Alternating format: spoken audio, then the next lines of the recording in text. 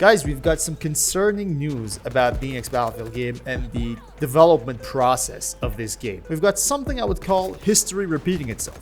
Basically, what happened with 2042 and led to its miserable launch is exactly happening to the next Battlefield game. And that, in my opinion, is the worst news we've ever heard about this next Battlefield game. We have insider info claiming that EA is, again, putting pressure on developers to be able to make the game as soon as possible, basically releasing it when EA wants it to be released. These pressures are actually causing people to leave the studio. As they say, some parts of the game are completely late for that release, basically impossible to be ready for that time frame. And more importantly, the campaign part is apparently far behind anything around late 2025, which is the expected time frame for release of the next Battlefield game. So that's what we're going to talk about today. These news are, in my opinion, really concerning. This is going to be a long video because the article on this is really huge. We need some time to actually process what's going on because we have so much insider info, and I'm pretty sure you guys need to hear it all because it's do or die for Battlefield this time. So just let me know what you think about it. Go down in the comment section, just let me know.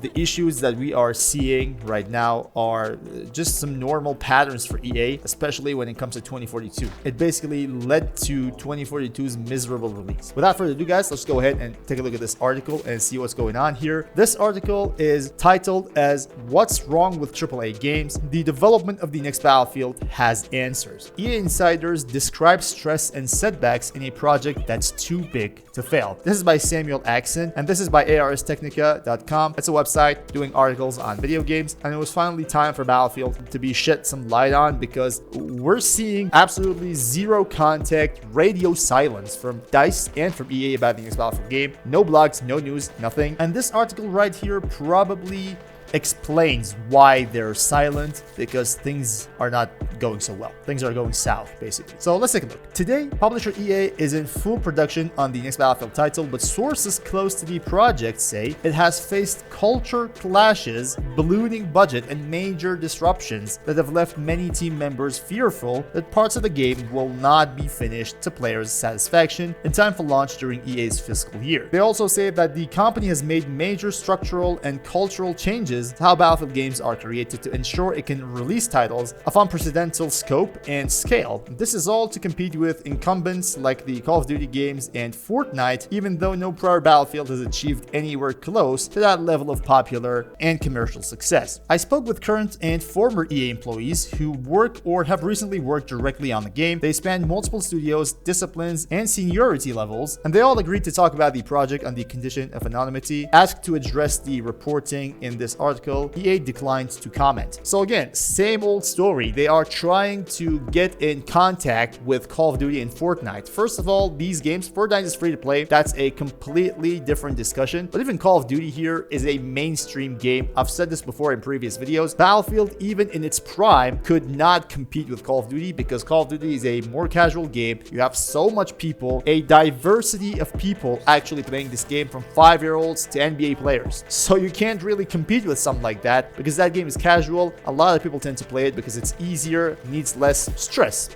I would say. Because Battlefield is a more tactical game. It's focused on team play. Team play is actually really awarded in Battlefield, at least back in the day when it was in its prime. So you can't really compete with this. When EA top dogs still don't understand this fact because it's been put to test before, that is really bad news. So let's continue and see what else we have in this article. According to these first-hand accounts, the changes have led to extraordinary stress and long hours. Every employee I spoke to across several studios either took exhaustion leave themselves or directly knew staffers who did. Two people who had worked on other AAA projects within EA or elsewhere in the industry said this project had more people burning out and needing to take leave than they'd ever seen before. Each of the sources I spoke with shared sincere hopes that the game will still be a hit with players, pointing to its strong conceptual start and the talent, passion, and pedigree of its development team. To understand exactly what's going on with the next Battlefield title, codenamed Glacier, we need to rewind a bit. So now they talk about early 2010s, Battlefield 3 and Battlefield 4 being expanded into franchise most successful title, going all the way to 2018 with Battlefield V, trying to achieve some sort of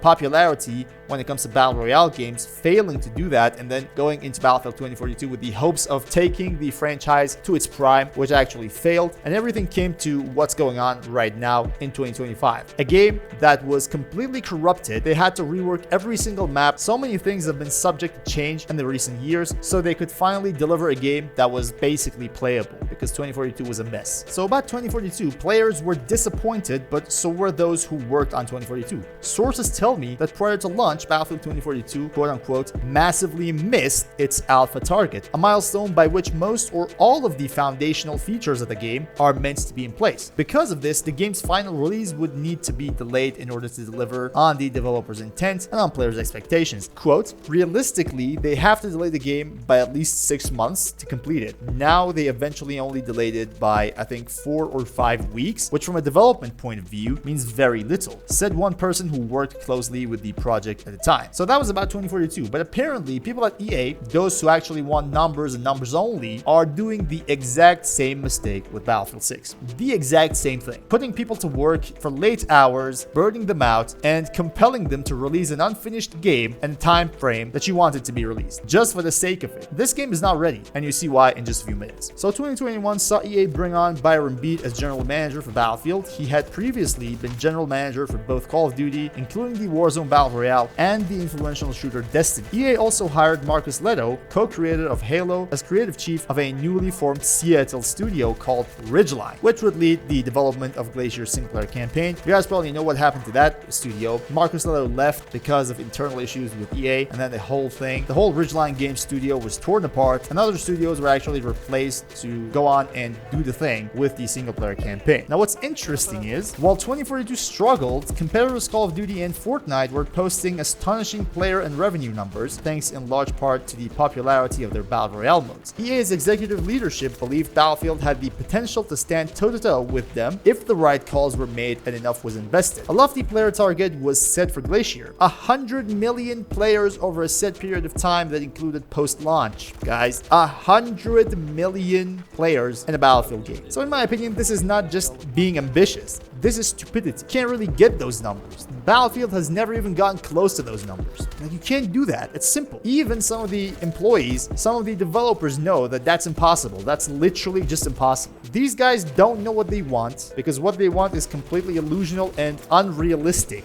Impossible to be done. So let's take a look at this. Quote, obviously, Battlefield has never achieved those numbers before, one EA employee told me. It's important to understand that over about the same period, 2042 has only gone 22 million. Even 2016's Battlefield 1, the most successful game in the franchise by numbers, had achieved maybe 30 million plus. Of course, most precious Battlefield titles had been premium releases with an upfront purchase cost and no free-to-play mode, whereas successful competitors like Fortnite and Call of Duty made their Battle Royale modes freely available, monetizing users with in-game purchases and season passes that unlocked post-launch content. It was thought that if Glacier did the same, it could achieve comparable numbers, so a free-to-play Battle Royale mode was made a core offering for the title, alongside a 6-hour single-player campaign, traditional Battlefield multiplayer modes like Conquest and Rush, a new free-to-play mode called Gauntlet, and a community content mode called Portal. In my opinion, the whole approach is wrong. If you want to make your game the way people actually used to like it, you don't really have to go into head-to-head war with something like Call of Duty, because Call of Duty is a mainstream FPS game. You can't really battle it. You can't, and they have to understand this. And by the way, this Battlefield game apparently is the most expensive Battlefield game ever, with something like plus $400 million of budget. All this meant that Glacier would have a broader scope than its predecessors. Developers say it has the largest budget of any Battlefield title to date. The project targeted a budget of more than $400 million back in early 2023, which was already more than was originally planned at the start. However, major setbacks significantly disrupted production, and hundreds of additional developers were brought onto Glacier from various EA-owned studios to get things back on track, significantly increasing the cost. Multiple team members with knowledge of the project's finances told me that the current projections are now well north of that $400 million amount. So again, plus $400 million of budget, already exceeding the first imagined budget for this game. With all that budget, you don't have a game that's ready to be launched at the time frame that EA wants it to be launched, and we'll see why in just a few seconds. Despite the big ambitions of the new leadership team and EA executives, very few people working in these studios believed the 100 million target was achievable. Many of those those who had worked on Battlefield for a long time at DICE in Stockholm were particularly skeptical. Quote, among the things that we're predicting is that we won't have to cannibalize anyone else's sales, that there's just such an appetite out there for shooters of this kind that we will just naturally be able to get the audience that we need.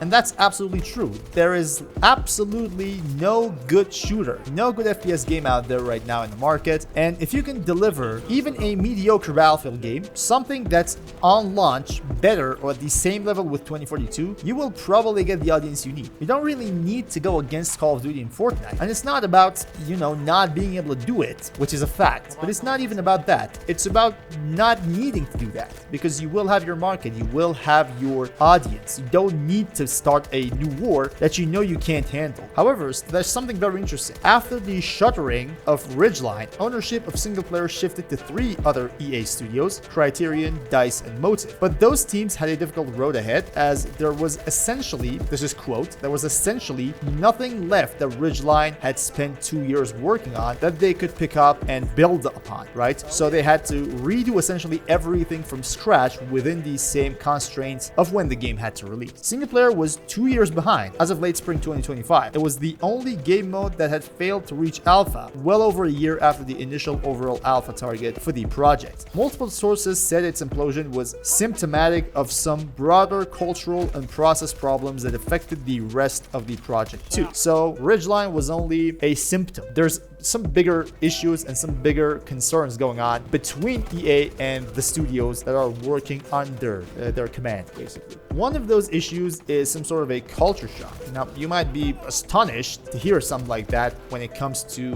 making a game, but it's true. Now, what's this about? DICE had, quote, the pride of having started Battlefield and owned that IP, but now the studio was just supporting it for American leadership. There's a lot of distrust and disbelief when it comes to just operating toward numbers that very few people believe in apart from the leadership. And rightfully so, because those numbers are impossible to achieve, and everyone with a working brain can actually understand that, in my opinion. But the tensions appeared to go deeper than that. 2 other major factors were at play: scaling pains as the scope of the project expanded, and differences in cultural values between US leadership and the workers in Europe. Quote, DICE being originally a Swedish studio, they're a bit more humble. They want to build the best game, and they want to achieve the greatest in terms of the game experience. Of course, when you're operated by EA, you have to set financial expectations in order to be as profitable as possible. That tension wasn't new, but before 2042 failed to meet expectations, DICE Stockholm employees say they were given more leeway to set the vision for the game, as well as greater influence on timeline and targets. This came up less in talking to US-based staff, but everyone I spoke with on both continents agreed on one thing. Growing pains accompanied the transition from a production environment where one studio leads and others offer support to a new setup with 4 primary studios, plus outside support from all over EA, and all of it helmed by LA-based leadership. But EA is not doing this alone. There are multiple big publishers doing exactly the same, but the difference with EA is they are on the brink of extinction. Honestly, we've said this before, other content creators and I have said this before, and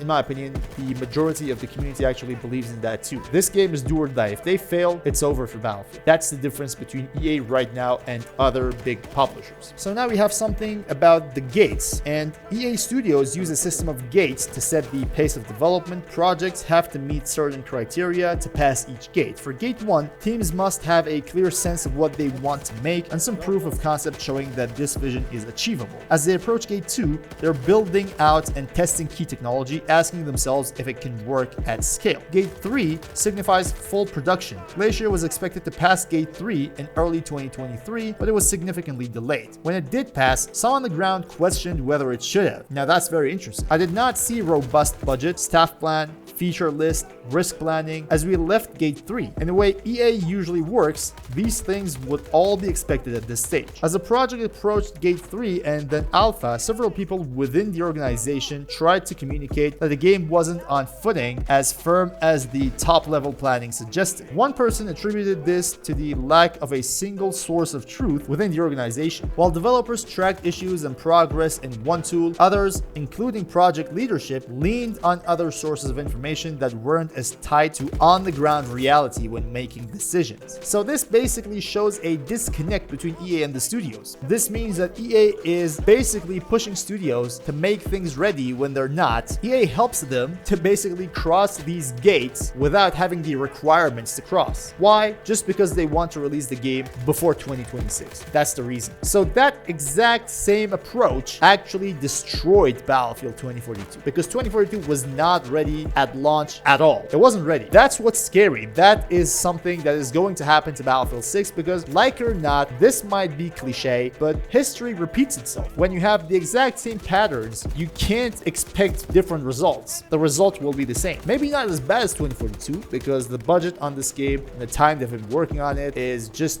too big, too expanded basically to fail as bad as 2042, but it will definitely not be a polished, mediocre Battlefield game. That's what scares me. A former employee with direct knowledge of production plans told me that as Gate 3 approached, prototypes of some important game features were not ready, but since there wasn't time to complete proofs of concept, the decision was handed down to move ahead to production even though the normal prerequisites were not met. Quote, if you don't have those things fleshed out when you're having pre-production, you're just going to be playing catch up the entire time you're in production, this source said. And that's completely right. In some cases, employees who flagged the problem believed they were being punished. 2 EA employees each told me they found themselves cut out of meetings once they raised concerns like this. Gate 3 was ultimately declared clear, and as of late May 2025, Alpha was achieved for everything except for the single-player campaign, but I'm told that this occurred with some tasks still unestimated and many discrepancies remaining, leaving the door open to problems and compromises down the road. Absolutely. The door is completely wide open for problems with this approach. Imagine you're an EA employee. Imagine you bring up some issues that can basically completely turn every odd against the new Battlefield game, and you're being treated differently. You're being cut out of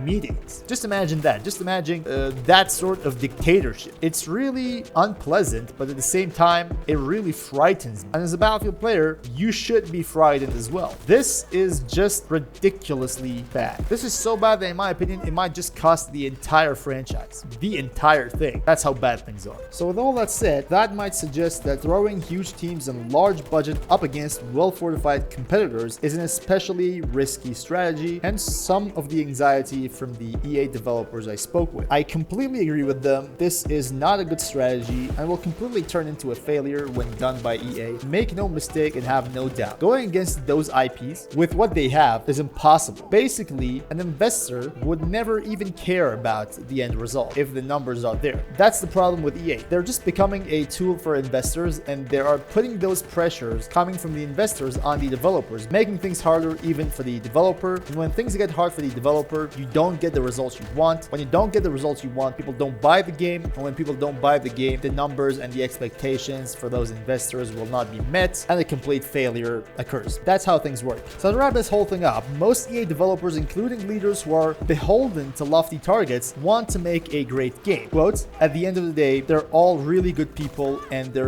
work really hard and they really want to deliver a good product for their customer. This was basically from one EA developer who assured Samuel Axon when they wanted to end the call. EA had done wrong, so much wrong to this franchise. The franchise we all love, the franchise that we all started to make memories in, those old days playing Bad Company 2, BF3, BF4, all those memories, they will all be for nothing if this franchise basically goes down like this. It won't be a good death. It won't be honorable. Nobody wants that. And EA needs to understand that we are going for something very, very important with this Battlefield game. They probably know that. That's why they have invested more than $400 million in a single game. They probably know that. But by the looks of it, they're not on the right path. Putting developers to such stress to release an unfinished game will lead to something like 2042. Have no doubt about it. In my opinion, there is no problem with delaying the game. If that's the case, and if they can't really give us a polished, complete game, the best thing they can do for the sake of this franchise is to delay it. Delay it as much as it needs to be delayed. Delay it to a point where the developers are actually confident to release the game. Because those who are